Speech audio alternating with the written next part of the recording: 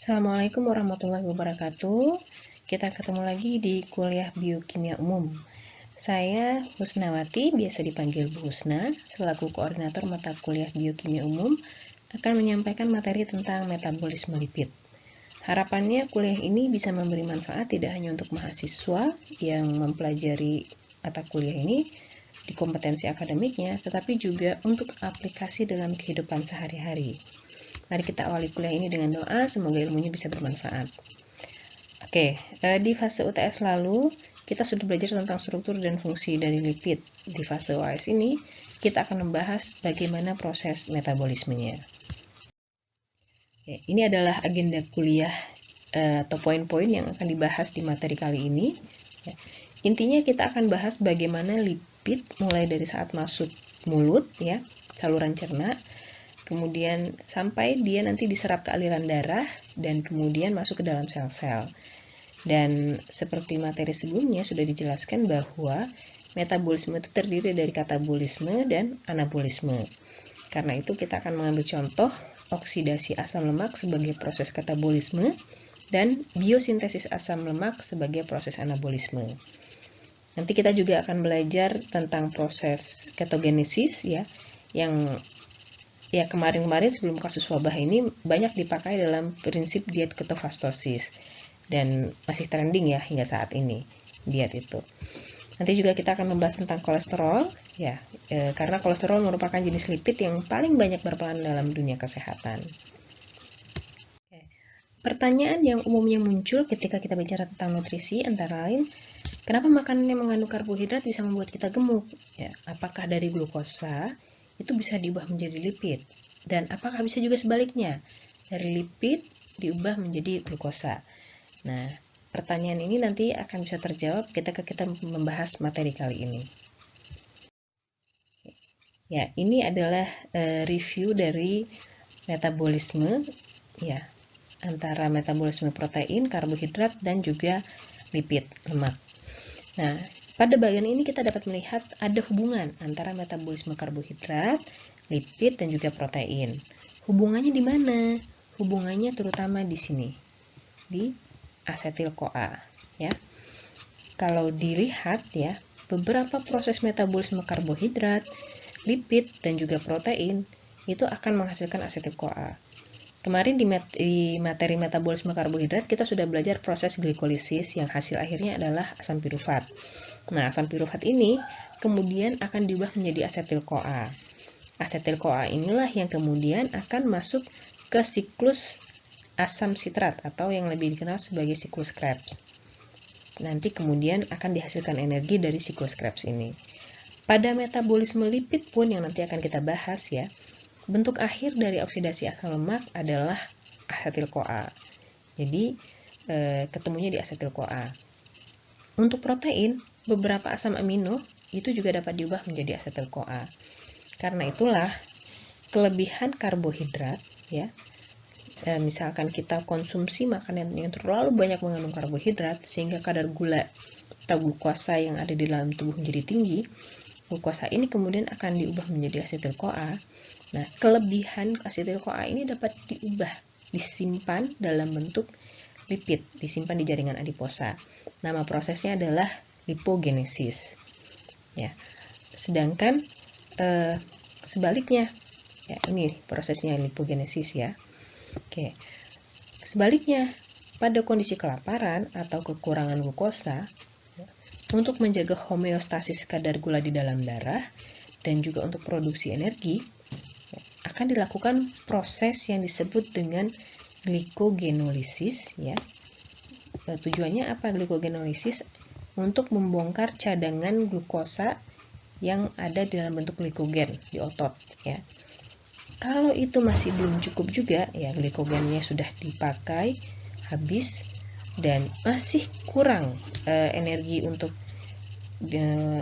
kebutuhan sel, maka akan digunakan proses berikutnya yaitu gluconeogenesis. Gluconeogenesis ini adalah proses untuk mengubah senyawa lain menjadi glukosa. Umumnya yang dipakai duluan atau diubah duluan adalah simpanan lipid. Nanti kalau simpanan lipid juga sudah habis dipakai, akan digunakan kemudian yang terakhir adalah protein sebagai sumber energi. Ini merupakan pilihan terakhir dalam metabolisme. Kenapa? Karena penggunaan protein ya itu akan menyebabkan gangguan pada keseimbangan protein, dan ini dapat menyebabkan gangguan klinis seperti UDEM akibat hipoalbuminemia. Mungkin pernah dengar tentang kasus busung lapar ya, atau hunger UDEM ya, atau kondisi kurang energi protein. Itu salah satunya karena sumber konsumsinya kurang ya, sehingga mengakibatkan malnutrisi, menyebabkan kekurangan kalori, kekurangan energi. Nah, kemudian juga akan berakibat pada penggunaan protein. Ya, kalau misalnya asupan protein dari luarnya juga kurang atau malah tidak ada, maka yang dibongkar adalah protein yang ada di dalam tubuh. Sehingga itu tadi menyebabkan hipoalbuminemia. Kalau albumin di dalam darah turun, akan menyebabkan cairan-cairan yang ada di sel itu keluar dan menumpuk di peritoneum. Maka terjadilah UDEM. Ya, terutama UDEMnya terlihat di daerah perut. Makanya perutnya kalau dalam bahasa Indonesia jadi busung. Perutnya membusung tapi lapar. Seperti itu. Oke. Jadi perlu diketahui bahwa 5-25% tubuh mamalia itu tersusun atas lipid, dan dari lipid tersebut 90%-nya adalah bentuknya TAG atau triacylglycerol, atau istilah lainnya trigliserida TG. Jadi itu sama ya. Nah, lemak atau lipid yang ini yang banyak di dalam tubuh itu disimpannya di jaringan adiposa. Fungsinya apa? Satu, sebagai cadangan energi primer. Cadangan energi. Kalau sumber energi utama itu umumnya adalah karbohidrat, sedangkan lipid itu adalah cadangan energi. Artinya dalam proses penggunaan energi biasanya lipid digunakan layer kedua. Kemudian TAG juga sebagai pelindung organ ya. Jadi ketebalan lemak yang ada di subkutan itu akan melindungi daerah kulit gitu ya. Begitu juga di daerah sekitar organ. Lemak-lemak yang ada di sekitarnya berfungsi sebagai pelindung. Kemudian juga berperan sebagai thermal insulator, jadi mencegah perpindahan panas yang berlebihan dari tubuh ke lingkungan. Oke, nah dari kebutuhan lipid tersebut, kebutuhan energi 60% itu berasal dari lipid. Ya, kenapa? Karena kalau kita berdasarkan hitung-hitungan, energi dari metabolisme lipid itu 1 gram lipid bisa menghasilkan 37 kJ. Sedangkan dari protein dan karbohidrat 1 gramnya itu hanya 17 kJ. Jadi lebih banyak hasil energi yang diperoleh dari metabolisme lipid.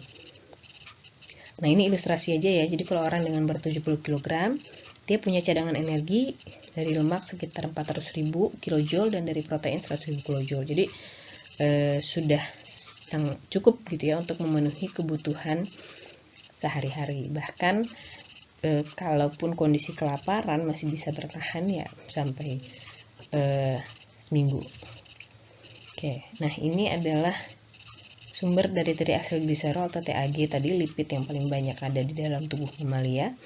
Itu sumbernya yang utama adalah dari makanan, kemudian dari mobilisasi cadangan lemak dalam sel adiposa, dan juga dari sintesis. Oke, ini pencernaan yang terjadi ya, pencernaan lemak yang terjadi di dalam tubuh. Jadi ketika makanan masuk dari mulut ya, masuk ke saluran cerna, maka lipid ini nanti akan melewati lambung ya. Kemudian di lambung tidak ada proses pencernaan lipid, nanti dia akan masuk ke usus halus. Di usus halus ya, lipid ini akan berikatan dengan bile salt atau garam empedu yang dihasilkan oleh gallbladder atau kantung empedu ya. Fungsinya apa garam empedu ini? Garam empedu ini nantinya akan mengemulsifikasi lipid yang ada di dalam makanan. ya, sehingga nanti membentuk misel. Misel itu bentuk seperti apa sih? Nanti ada di slide yang berikutnya ya. Jadi kenapa harus diemulsifikasi? Supaya lipid itu bisa berinteraksi dengan senyawa yang bersifat polar. Kita tahu lipid itu adalah senyawa nonpolar. Kalau dia sendirian, senyawa nonpolar ini tidak bisa berinteraksi dengan senyawa lain yang bersifat polar. Nah, dalam hal ini lipid ini nantinya harus dicerna ya, harus bereaksi dengan enzim yang dihasilkan oleh pankreas, yaitu enzim lipase intestinal kalau di sini disebutnya. Fungsinya apa? Enzim lipase ini fungsinya adalah untuk mendegradasi triasylgliserol ya, TAG atau lipid yang bentuk lipid yang paling banyak tadi. Nanti TAG ini akan pecah menjadi asam lemak dan gliserol. Nah, asam lemak dan gliserol ini baru bisa menembus mukosa intestinal atau mukosa usus halus. Seperti penjelasan metabolisme karbohidrat yang lalu, bentuk yang bisa masuk atau menembus intestinal mukosa ya, mukosa usus halus masuk ke aliran darah, atau istilahnya adalah absorpsi, proses absorpsi, itu adalah bentuk-bentuk terkecil dari nutrisi. Kalau karbohidrat bentuk terkecilnya adalah monosakarida, ada glukosa, fruktosa ataupun galaktosa. Nah, kalau lipid bentuk terkecilnya adalah asam lemak dan gliserol. Kalau protein apa bentuk terkecilnya? Asam amino ya. Jadi bentuk terkecil inilah yang kemudian bisa masuk menembus dinding mukosa dan kemudian bisa masuk ke aliran darah untuk diedarkan ke sel-sel tubuh. Nah, jadi penting peran dari garam empedu ya, atau bile salt tadi, supaya lipid bisa didegradasi. Nanti lipid yang sudah menembus lapisan dinding mukosa usus halus, dia akan bertemu dengan protein dan kolesterol ya, membentuk yang disebut dengan kilomikron. Kilomikron itu adalah salah satu jenis lipoprotein yang beredar di aliran darah, yang awal-awal beredar di aliran darah. Oke.